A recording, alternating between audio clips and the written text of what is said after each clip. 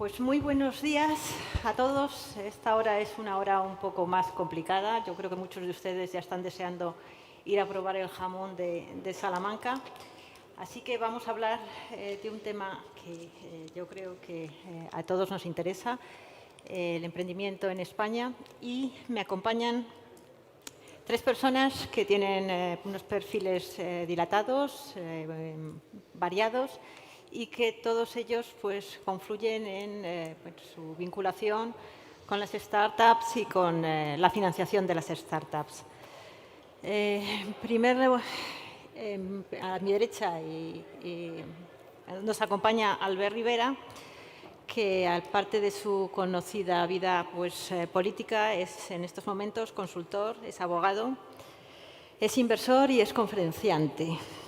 Y, bueno, es socio director de la consultora RV+, y director del Instituto Universitario de Liderazgo Cardenal Cisneros, y le conocemos más como fundador y expresidente de Ciudadanos.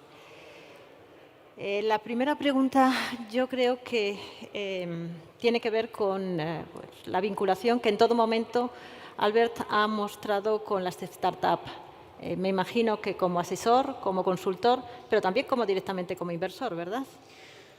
Pues sí, bueno, en primer lugar, buenos días y gracias por la invitación. La verdad que el mundo de la tecnología y del emprendimiento, pues yo tengo la suerte de que me ha acompañado desde que nací, desde que mis padres han sido pequeños empresarios, mis abuelos. En mi casa no se respira otro ambiente que el del emprendimiento, en otros lugares, en otros momentos de la historia, pero eso marca, ¿no? Y luego es verdad que políticamente pues peleamos bastante o mucho algunos cambios legislativos que finalmente han dado fruto, como la ley de startups, pero que ya empezamos a trabajar en la legislatura anterior, donde tuvimos el pacto de gobierno, de investidura con el gobierno Rajoy, donde ya se introdujeron algunos debates sobre las stock options, sobre los business angels, sobre la parte fiscal, es decir, una serie de cambios que se tenían que producir. Entonces, eso ahora visto del otro lado, que estoy pues, como consultor y en consejos asesores y ayudando a empresarios e inversores a hacer ese matching, esa búsqueda de oportunidad, pues la verdad que se agradece que España haya evolucionado.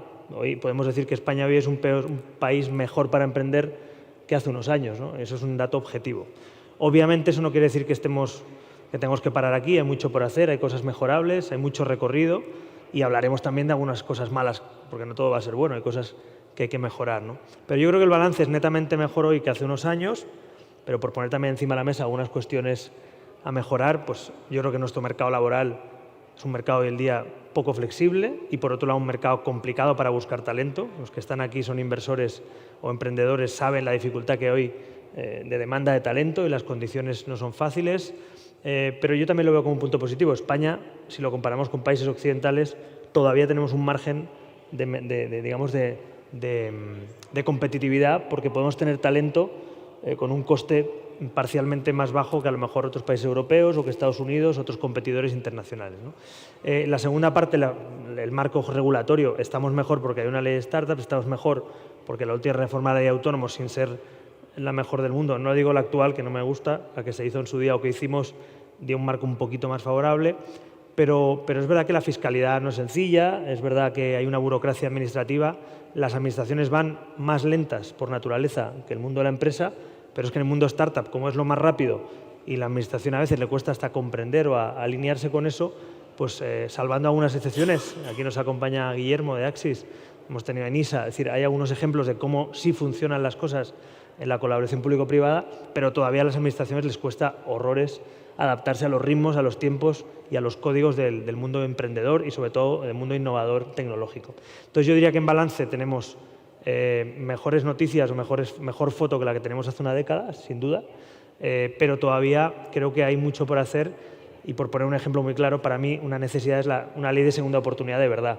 Tú no puedes tener un país de emprendedores si cuando te caes y te queda una deuda con Hacienda o una deuda con la Seguridad Social, estás marcado de por vida. Entonces, por poner un ejemplo, es decir, yo creo que si nos creemos de verdad que queremos tener emprendedores que prueben, que acierten, que se caigan, que se vuelvan a levantar, la administración pública es la primera que debería lanzar ese mensaje, ¿no? Y en España a veces da la sensación de que como te tropieces, no es que te tropiecen, es que te pisan dos veces, ¿no?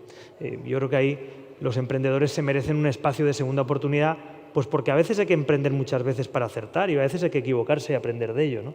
Entonces yo, si tuviera que poner un gran pero, lo pondría en el foco en la segunda oportunidad, porque no habrá emprendedores en serie si no podemos fracasar con normalidad y decirlo sin problemas. Sí, hemos fracasado en este proyecto, hemos aprendido, voy a montar otro, ¿no? Entonces, bueno, el mundo empresarial eso lo comprende mejor. Creo que ahí la administración pública debe quizá, y la legislación actual debería mejorar, ¿no?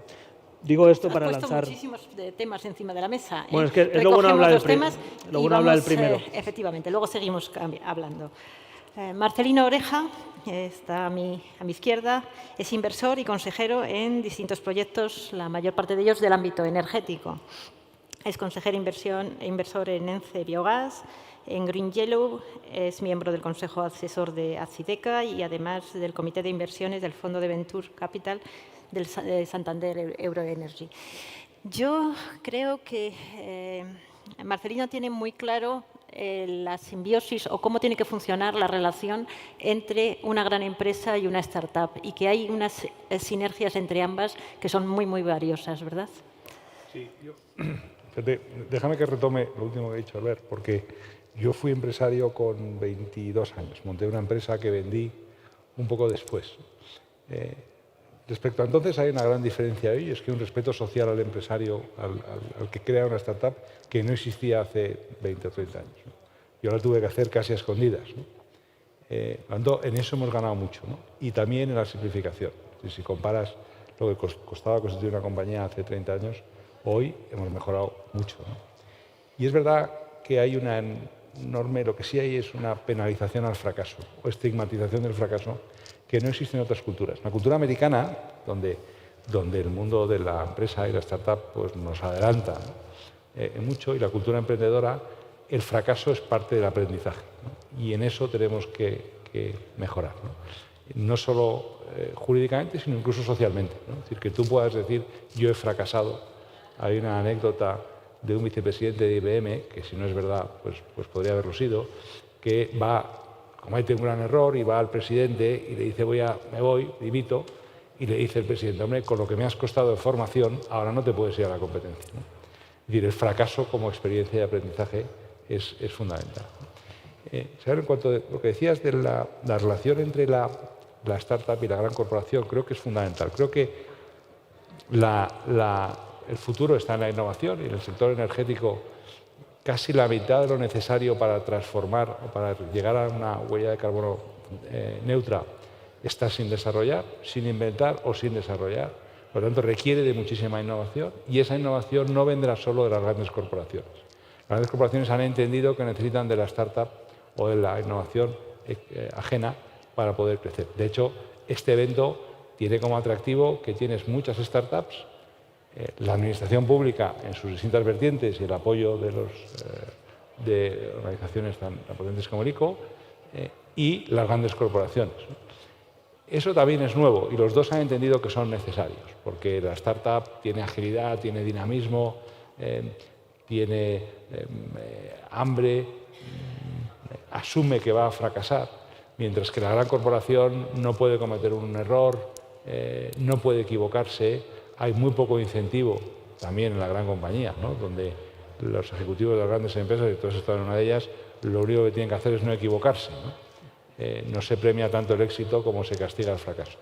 Entonces, esa combinación es muy importante y empieza a funcionar, empieza a haber grandes corporaciones que invierten en startups y que se aportan los dos lo que necesitan. Uno es espíritu y el otro pues la capacidad, los recursos, la financiación, el acceso al cliente y sobre todo el conocimiento del mercado. Casi todas las startups que fracasan es por no entender el mercado al que se dirigen, mucho más que por equipo o por financiación. Por lo tanto, esa combinación es muy importante y no siempre funciona, porque lo que el profesor Ortega dice, hacer bailar los elefantes con las gacelas, es muy difícil, ¿no? Alguien que se mueve muy lentamente pero de forma muy segura como un elefante tiene que jugar el juego de una gacela que es frágil pero ágil, ¿no? Esa combinación es crítica y este evento lo representa. Y si queremos promover el éxito de las pymes o de las micropymes, porque estamos hablando de micropymes, esa combinación es fundamental y bueno, apoyaría mucho el éxito del emprendimiento. Muchas gracias, Marcelino. Y Guillermo, que está un poco más lejos. Guillermo es licenciado en Ciencias Económicas y Empresariales. Su trayectoria profesional la ha seguido en diferentes áreas del Instituto de Crédito Oficial, del ICO, en admisión, en crédito comercial, en banca mayorista. Tiene, yo creo, que un conocimiento amplio de la financiación de proyectos, y en estos momentos, ya hace años, que incorporó a Axis, donde ha creado fondos y algunos específicos para startup, ¿no? Sí, bueno, la verdad es que lo que es la propia actividad del private equity o del venture capital es la propia financiación de las startups, ¿no? Nosotros ahora mismo gestionamos 4 fondos, el fondo más antiguo, ¿no?, en el que tradicionalmente hacíamos lo que cualquier gestora capital riesgo, porque en el que hemos hablado que somos públicos, ¿no? La verdad es que actuamos en condiciones público-privadas, en sus mismos términos, estamos supervisados por la CNMV, o sea, no damos subvenciones, no damos ayudas. Nuestro objetivo al final, obviamente, es ayudar a la financiación alternativa, complementaria de las compañías, y eso, al final, que traiga un tema positivo, o sea, es un tema de subvenciones o ayudas, ¿no?, que hay también muchas y muy bien dadas, no por otros organismos. Entonces, bueno, los 4 fondos que tenemos, el tradicional, que es en el que antes hacíamos una actividad más propia de inversión directa, ¿no?, capital o casi capital de compañías, hemos ido derivando toda nuestra actividad a una actividad de fondos. Al final se entiende que tiene mucho más sentido capilarizar ese dinero que tenemos a través de gestores privados y que ellos elijan las inversiones, que lo que podamos hacer nosotros con una capacidad humana limitada, ¿no? De manera que al final te da una diversificación, ¿no? Por eso en los 4 fondos que preguntabas, en el primer fondo, Fondico Pymes, pues ahí tenemos algunas compañías, pero luego hemos ido haciendo, digamos, una serie de verticales, ¿no? Tenemos una línea para potenciar Business Angel. Ahí la hicimos junto al Fondo Europeo de Inversiones, ¿no? Algunos de los ponentes anteriores pues, han estado en esta línea. Tenemos una línea para potenciar los fondos de impacto social, que hace años pues, era algo que sonaba más extraño. Ahora yo creo que hay un amplio abanico de fondos de impacto que no solo tienen objetivo de rentabilidad de beneficios, sino también obtención de una serie de impacto positivo en la sociedad. Tenemos también, junto con el FEI, una ayuda, unos fondos para utilizar plataformas de crowdfunding o crowdlending, ¿no?, a través de un fondo que ayuden a esas plataformas a llegar a la banca, y donde la última pandemia también sacamos una iniciativa para que las startups, en ese momento en el que no había rondas de financiación, porque estábamos todos en casa, la pantalla nos asustaba, ahora años después estamos acostumbrados, pero en aquel momento, al no haber rondas, lo que se buscó es hacer unos vehículos de inversión que dieran unas estructuras que no necesitan esa ronda, eran principalmente vía convertibles o venture debt, ¿no? Y ahí también, eso es en el primer fondo. El segundo fondo es un gran fondo que tenemos para infraestructuras sostenibles. El ICO tradicionalmente, como has dicho, yo vengo de esa etapa, y en esa etapa tuvo la suerte de hacer todo el desarrollo de los primeros parques eólicos, fotovoltaicos, termosolares. O sea, ya tiene una amplia experiencia en todo lo que es sostenible, que es lo que tradicionalmente siempre ha hecho el ICO, y ahora en este fondo pues lo que hacemos es desde un fondo pues invertir este tipo de proyectos, de grandes proyectos de inversión sostenible. Después tenemos Fondico Global, que yo creo que es el que más se nos conoce, que es un gran fondo de fondos, que surgió pues, en el 2012-2013, cuando el sector de capital riesgo, hay que recordar que el fundraising eran 200, 300, 400 millones, o sea, está prácticamente hundido. Se lanzó Fondico Global, no solo por Fondico, obviamente, cambiaron obviamente las condiciones, y el fundraising subió a 2.000, 2.500, o sea que bueno, hizo un papel importante, que ahí fue donde la aportación era ser principal partícipe en casi todos los fondos de este país, desde los más grandes de private equity, nacionales e internacionales, a los más pequeñitos de transferencia de tecnología, de incubación, incluso en algún momento hicimos fondos de deuda, ¿no? Eso con Fondico Global. Esto se hace vía convocatorias que vamos sacando cada año, sacaremos otra, la hacemos esta, es un fondo de 4.500 millones, de los que hemos aprobado ya más de 3.200 millones, 130 fondos, y de los que hemos suscrito 101 fondos, casi 2.000 millones, y a su vez ya han invertido cerca de 1.400 millones ya en compañía, o sea, ese dinero no es que esté en una bolsa, sino que ha ido. Y luego también, fruto obviamente de la propia desinversión del fondo, hemos salido de 9 de estos fondos con unas rentabilidades medias del 18%, con lo cual pues, es una estrategia que no solo ayuda a esta financiación, sino que al final tiene un sentido, digamos, económico-financiero, que si no, la CNMV no nos dejaría escribir un vehículo para pedir dinero. Eso. Y luego, el último fondo más estratégico, más focalizado, por lo demás somos agnósticos, es Fondicon Stage, que lo que intentaba buscar es el hueco que las startups que crecen, lo que hemos hablado de las scale-ups, en ese tránsito hasta los unicornios, esa financiación probablemente o no, probablemente no, seguramente viene de fondos que no son nacionales, ¿no? Con lo cual tienen un riesgo de cierta deslocalización y después de ese apoyo que han tenido de muchos de nuestros venture que las conocen, incluso de iniciativas nacionales, ENISA, SEDECI, todos tienen líneas de esas nacionales, que es una lástima que cuando lleguen del salto acaben deslocalizando y perdiendo algo que va a ser estratégico como son las grandes compañías tecnológicas, ¿no? Con esa idea se sacó la idea de Fondicon Stage, que es la de potenciar esos fondos más grandes, hacer incluso algunas coinversiones en proyectos estratégicos, incluso hacer acuerdos con grandes corporates, que has preguntado Marcelino. Aquí la evolución que estamos viendo es que los grandes corporates lo que están haciendo es conjunto a una gestora ya conocida, montar fondos. Hemos lanzado 2 grandes fondos. Marcelino, de su etapa anterior, ya sabe que en una gran corporate ya hicimos un fondo. En este caso fue con Fondico Global, porque no existía esta iniciativa, ¿no? Seguramente ahora os hubiera enganchado aquí. Y bueno, y ahí estamos con estos retos. Ahí seguimos por nuestra parte, como ya habéis dicho. Yo creo que ha evolucionado muy positivamente, ¿no? Todo el ecosistema, lo que era el ecosistema de startups hace 15 años, a la que es hoy no hay color. Y bueno, la idea es, por la parte que nos toca, que es la de financiador, seguir intentando apoyar, ¿no? Pues nos centramos, si os parece, en los retos y en las que tienen las startups a la hora de desarrollarse en un país como España. Bueno, yo apuntaba uno antes y se han dicho algunos, pero bueno, primero, la verdad que yo quiero aprovechar que está aquí también Guillermo, porque hemos defendido algunos esa colaboración público-privada y esa participación del Estado también como Estado emprendedor y como esa fórmula, y creo que hay que aplaudirla y hay que seguir trabajando en ello, ¿no? Y lo están haciendo comunidades autónomas también, lo está haciendo el ICO, y creo que es un buen camino, sinceramente, porque al final, y me parece mucho más inteligente hacer un fondo de fondos donde colaboras con las gestoras privadas que no sustituirlas cuando saben hacer el trabajo y tienen buenos equipos. Me parece mucho más inteligente como país, ¿no? Así que ese es un buen camino. Dicho eso, ponía el foco yo antes en el tema laboral. No es un problema solo de las startups. En España, cualquier mesa y cualquier patronal, cámara de comercio, escuela de negocios donde vas, el tema laboral hoy en día es un problema. Hay un problema de oferta y demanda, hay un problema de productividad también en las empresas. Es decir, ahí creo que tenemos como país un reto, que es ser valientes, hacer un modelo laboral mucho más flexible y que también nos permita formar y captar talento de una manera más ágil. Y eso es un reto que las startups tienen, pues porque en IT pues, es mucho más caro la mano de obra, estamos compitiendo a nivel global, las empresas ya no es que te quiten a un trabajador en tu país, es que se lo llevan a cualquier parte del mundo. Entonces, claro, competimos en un mundo global y eso es difícil y me consta que es complicado. Los que estamos invertidos o no en algunas empresas, cuando vemos en un consejo esa parte laboral, que el CEO hace su report y hay que contratar a gente, pues uno alucina de la problemática que tenemos a veces para contratar a gente y para darle lo que quieren a esas personas y para retener ese talento o convencer a ese talento. Yo diría que ese es uno. El segundo, lo hemos hablado ya antes, la segunda oportunidad. Está muy bien dar palmaditas en la espalda, pero como decía Marcelino, hasta que no lleguemos a la cultura anglosajona en la que tú pongas en tu currículum he tenido que cerrar 3 empresas, pero también que el Estado, por ejemplo, te permita una quita o una negociación, una fórmula que te permita volver a emprender, pues vamos mal. Si una persona que tiene buenas ideas le sale mal un proyecto y la aniquilamos para siempre social y económicamente, estamos perdiendo un creador de empleo, estamos perdiendo un creador de empresas, ¿no? Así que yo creo que ahí hay mucho recorrido. Hay otros países que han hecho leyes bastante más ambiciosas, Estados Unidos, Francia, es decir, conocemos un poco el derecho comparado.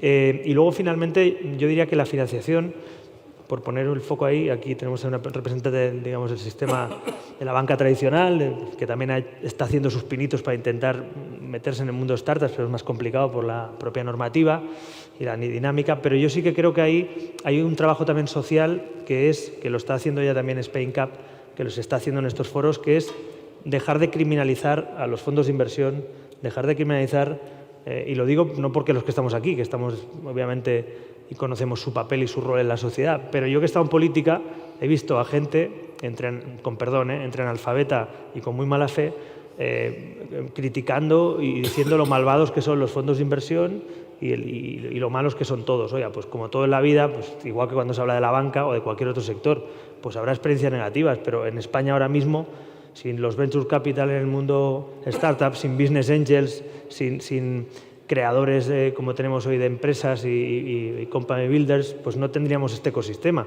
Y por tanto dejemos de criminalizar, y políticamente creo que sería bueno, y comunicativamente hablando sería bueno, que el sector también trabaje si cabe más para que esa imagen se corresponda a la realidad. Porque creo que ahí, si te callas, otorgas. Y en política una parte del arco parlamentario, sin entrar en detalle, y de algunos gobiernos, pues se ha dedicado por naturaleza a criminalizar todo lo que sea capital, inversión y economía de mercado, ¿no?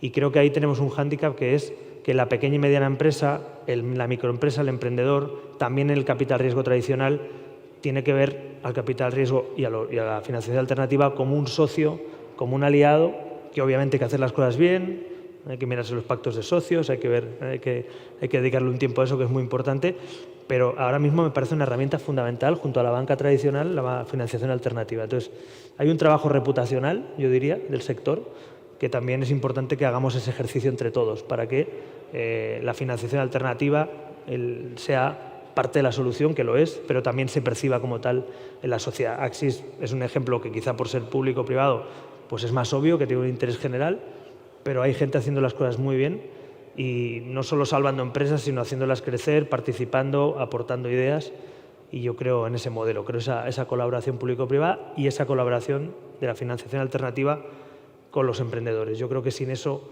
si no somos capaces de defenderlo, pues tenemos un problema. Yo creo que ahí son algunos de los retos que tenemos, ¿no?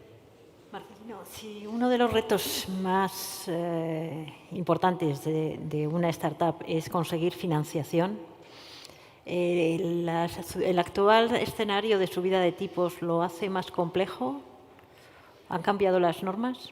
Sí, seguro. Y sigo pensando, alguien decía, yo creo que hoy, que pues, esta mañana en el desayuno, que el problema no es el capital, ¿no? Es decir, yo creo que si tú tienes una buena idea y un buen equipo, yo creo que hay capacidad, mucho más de lo que había antes, de encontrar financiación, ya sea a través del business angel, de un fondo, de un banco. Es mucho más fácil, ¿no?, el capital inicial. Es verdad que la subida de tipos encarece el coste de ese capital, no es el problema principal de una pyme, pero sí limita un poco el crédito, ¿no?, porque va a haber una limitación de la concesión de crédito. Y ahí es donde el mundo más privado de los inversores y de los fondos pues va a jugar un papel, ¿no? Pero seguro va a ser un problema, aunque las startups suelen tener una necesidad de capital relativamente pequeña. Porque es verdad que hasta ahora las startups se han dirigido o han sido desarrolladas en ámbitos con poca necesidad de capital. Eso también yo creo que está cambiando, y de hecho en el sector energético, que no era un lugar donde la gente se dedicaba a emprender, es decir, cuando yo acabo la carrera de ingeniería, nadie se dedicaba a ser emprendedor, ¿no?, en el sector energético, y hoy pues hay mucha gente emprendiendo en el sector energético con niveles de inversión altos, ¿no? Pues ahí es donde sí que puede afectar. Yo suelo sostener que el futuro Bill Gates o el futuro Steve Jobs no será del mundo IT, será del mundo de la energía, desarrollar algo que cambiará nuestra vida, y será en el sector energético, y es alguien que hoy está en un garaje desarrollando, como Steve Jobs o los fundadores de Hewlett Packard, alguna novedad energética que no está ocurriendo en el sector de los incumbentes energéticos. Y para eso sí que hace falta capital. Pero no creo que sea el principal problema. Yo creo que los problemas van más en el ámbito laboral, es decir, en la simplificación de la tramitación de contratación, en el ámbito fiscal, es decir, que fiscalmente sea más atractivo invertir en una startup que en particular un fondo o una gran corporación, y en acabar con el fracaso, estigmatizándolo y buscando que eso sea parte de tu aprendizaje, sin por ello fomentar el fracaso, ¿eh? Porque efectivamente una startup por sistema tiene que asumir más riesgos. En consecuencia, no podemos penalizar los riesgos. De la misma manera que en el porcentaje de fracaso de las startups es altísimo, ¿no?, es del 90% a los 5 años, por lo tanto pretender, no sé cuál es la estadística última, pero es de ese orden. Bueno, pues el que emprende sabe que la probabilidad alta es de fracasar. Entonces, si eso va a ser estigmatizado en su futuro y no contado como un aprendizaje, pues limitaremos esa carrera, ¿no? Que además pues estamos en un ámbito universitario, a los jóvenes hay que incitarles a que emprendan, ¿no? Eso debe ser una salida profesional más y no solo ser funcionario, ¿no? Eso creo que lo estamos consiguiendo, ¿eh? Yo creo que hay algunas iniciativas muy atractivas que poco a poco están cambiando esa vocación, y que la vocación primera no mayoritaria, sea... Estoy viendo aquí al presidente de Jóvenes Empresarios que hacen una gran labor en ese ámbito, ¿no? En la relación entre el joven y la creación de empresa, y eso está mejorando también bastante. Pero sí que es verdad que tal vez el clima social pues empuja a una compatibilidad de la vida personal y laboral que a veces pues arrastra a la gente hacia la función pública, ¿no? Sí. Y ese es un adversario difícil, Sí, ¿no? Para el yo creo que emprendimiento. hay que intentar no, poner en valor la función del empresario. Suelo decir que no entiendo por qué en las ciudades hay calles de políticos, de médicos, de futbolistas y no hay calles a los empresarios, ¿no? ¿Por qué los grandes empresarios de este país no tienen grandes calles en sus ciudades, ¿no? Porque al señor Moro le hemos dado un premio hoy, ¿por qué no le dan una calle en Burgos, ¿no? Pues seguro que no lo harán, ¿no? Bueno, hasta que eso no ocurra, como ocurre en otros países, pues estaremos estigmatizando un poco la función del empresario, ¿no? Para poner optimismo en esta charla, ¿qué ventajas tiene emprender en España? Es decir, somos una cultura imaginativa, emprendedora. Bueno, yo creo que hablando con muchos emprendedores, ya no nacionales, sino internacionales, yo creo que todo el mundo al final es un ideal, ¿no? Venir a España. Al final, yo creo que la mesa anterior se ha dicho que España es el único país de Europa que tiene 2 de los principales hubs tecnológicos, Madrid y Barcelona, y hay otros muy importantes, Málaga, Bilbao. Es decir, y ahí hay muchos emprendedores que no son solo nacionales, tenemos mucho talento internacional, hay que traer ese talento, hay que, como decía antes también, yo creo que el alcalde, no solo es ya para el propio Salamanca mantener el talento que aquí hay, sino atraer el de fuera y que no se nos vaya, ¿no? Como ha dicho también Albert, hay mucho talento y ahora yo que voy ciudadamente por Barcelona, y tú seguro conoces todo el tema del Tech Spirit y todo lo que se ve allí, que es impresionante, decían que lo mayor problema que hay ahora mismo es tienes a gente muy buena y ya se la llevan, pero ya no hace falta ni que la muevan de la ciudad, ya la contrata una empresa noruega y sigue en Barcelona, ¿no? Incluso que habían hecho un pacto entre los del Tech Spirit de no ficharse entre ellos, porque si no al final es aquello es una merienda negro, ¿no? Te voy a decir que yo creo que tienes, muchas ventajas, por supuesto que tiene muchas ventajas, y de hecho lo que he dicho antes, la evolución que ha tenido el sector de startups en estos años es impresionante. Hemos estado recortando ahí a Francia, que es nuestro gran referente europeo, más allá de Inglaterra, le vamos recortando cada año el número de startups, el número de scale-ups y tal, y cada vez vamos avanzando mucho más. Y luego por la parte que me toca un poco, en la parte de financiación, pues ahí hay ciertos retos, ¿no? Atraer a más inversores, ¿no? Que crean en esto. Ahora las circunstancias, como hemos hablado, son complicadas, tipos de interés, inflación y tal, pero bueno, y siempre es un reto que el sector siempre dice, es mayor involucración de compañías aseguradoras y planes de pensiones, que en otras geografías es uno de los principales partícipes, y lamentablemente en España, por unas circunstancias o por otras, ya no entiendo si son muy legales o alguien coge la excusa legal para no hacerlo, pero ahí está el problema, ¿no? Pero vamos, positivismo seguro y seguiremos, ¿eh? Perdona, un tema que no hemos comentado estando aquí en Salamanca, en Castilla y León, pues yo creo que es obligado, porque uno de los problemas que políticamente tenemos en este país, y algunos lo hemos planteado y algunas soluciones que no se han llevado todavía a cabo, pero el tema de la despoblación, por ejemplo, que aquí está tan presente, yo creo que justamente tenemos una gran oportunidad, y ya está pasando, las compañías trabajamos en remoto con el talento. Lo hablaba antes también con gente de la Universidad de Jaén, es decir, es que hay poblaciones y zonas de España que justamente podemos fijar población y podemos ayudar a crecer gracias a empresas tecnológicas que en un momento dado digan, oye, si trabajas en remoto desde Salamanca o desde Jaén, desde Ávila o desde Soria, si tienes talento, tienes una buena conexión y tienes la capacidad, la libertad de funcionar de esa manera, pues a lo mejor pagas menos vivienda, a lo mejor tienes menos costes en el coste de la vida y te permite, con sueldos moderados, tener talento. Y eso hará que la población, quizá, en vez de desplazarse todo el mundo a Madrid, a Barcelona o a Bilbao, pues tenga una cierta dispersión o retención de la población. A mí me parece fundamental. Eso, junto a la fiscalidad y el apoyo a las empresas y a la fijación de empresas en el territorio, creo que lugares como Salamanca y como Castilla y León creo que tendrían que tener, y a nivel nacional, pero un plan estratégico en el que ese tipo de actuaciones de las empresas digitales pues se fomente, se ayude y se potencie con todas las de la ley, porque es que es un problema de Estado, es un problema reconocido por la Unión Europea, que hay una despoblación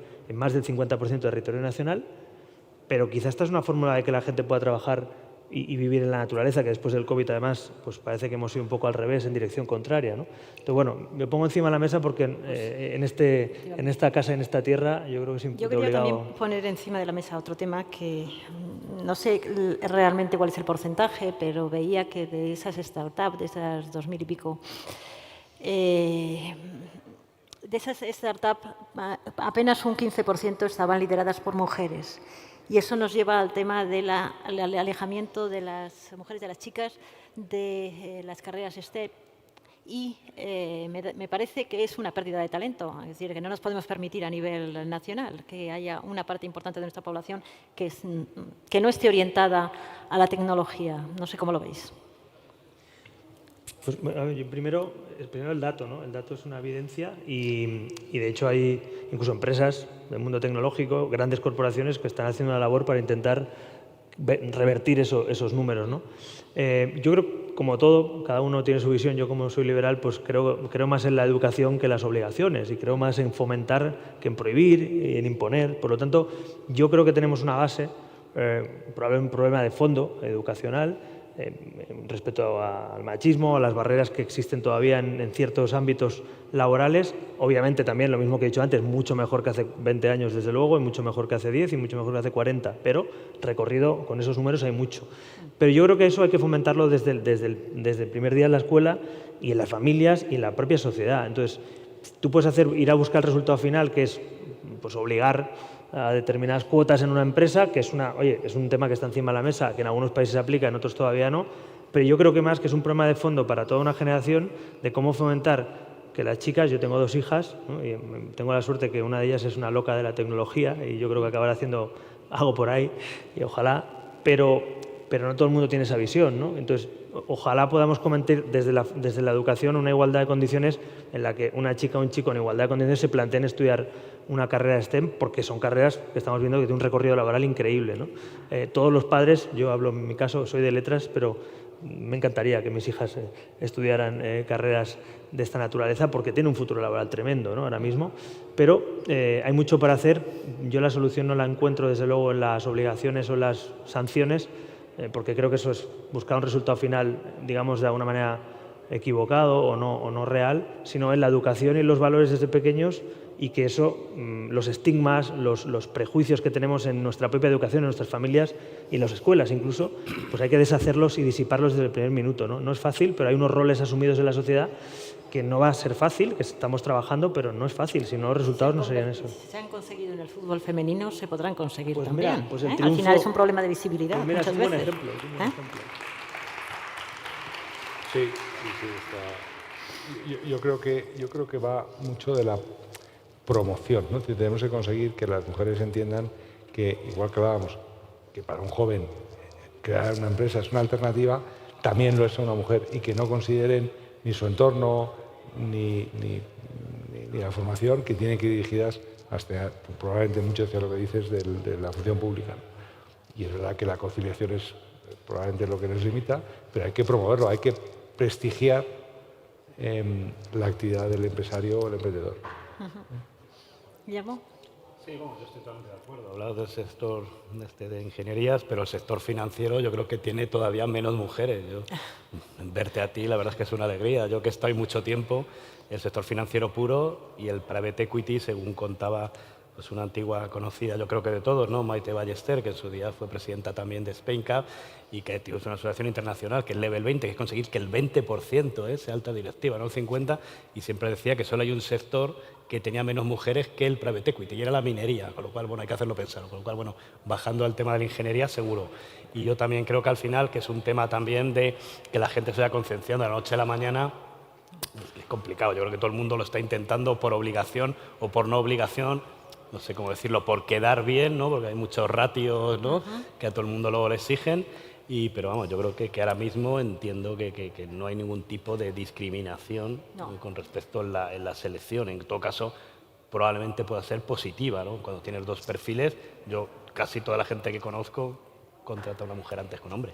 Pero bueno, yo creo que hay que seguir, obviamente, cambiando esas tendencias que, como dice Albert, viene 40, 20, 10 años y hay que ir... Pues muchas gracias a los 3. Ha sido un placer. Y bueno, pues quedamos emplazados para otra ocasión. Para otro y para seguir hablando de que cada vez los emprendedores en España están mejor y lo tienen más fácil. Ojalá. Muchas gracias. Muchas gracias. Muy bien.